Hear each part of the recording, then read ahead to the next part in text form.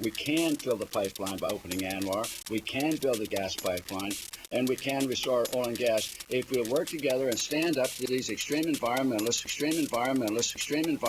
who block us at every turn, every turn, every turn, every turn, every turn, every turn.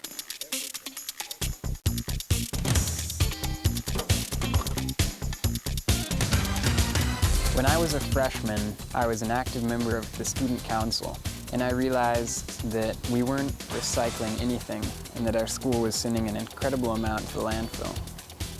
I asked the president of the student council, who I was friends with, if I could kind of take on recycling as my project, create a recycling committee, and with the help of student council, make recycling something that could happen at our school. The group is called HAYEA, it stands for Homer Alaskan Youth for Environmental Action.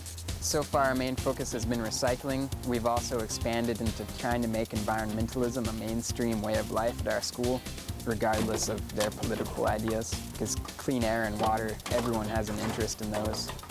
And the result of that, of course, is that now we've got a more consciousness amongst the local citizens for recycling, and that's going to benefit wildlife, it's going to benefit the future generations, and of course, the native fauna here are going to really appreciate it.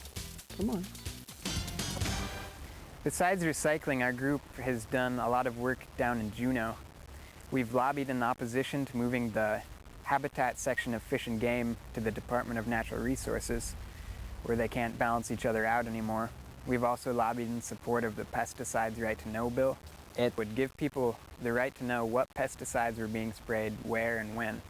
This would be especially useful for pregnant women or people with propensities towards asthma.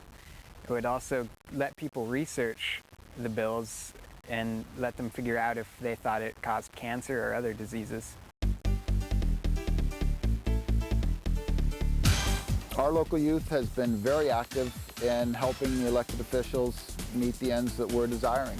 One local group, HAYEA, has been extremely active, and we're very fortunate to have them here working with the community, giving us input, reminding us that it's not just our ideas, but it's the ideas of the broad spectrum of our community.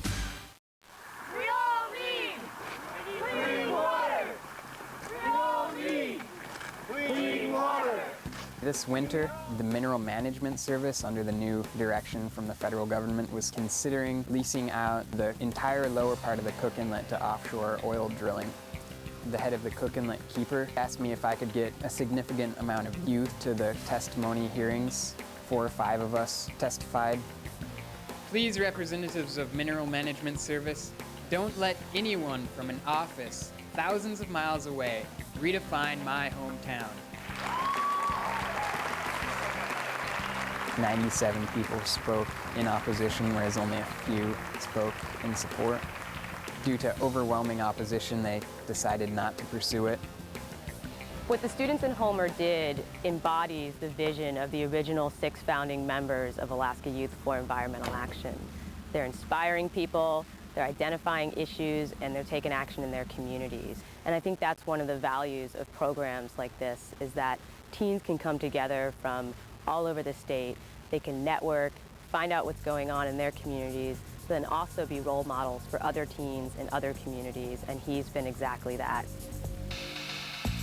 I honestly have no idea what the Earth will look like in 100 years, but I do know that if environmentalism doesn't catch on with humans, I have no doubt that nature will be able to rebuild the environment without us.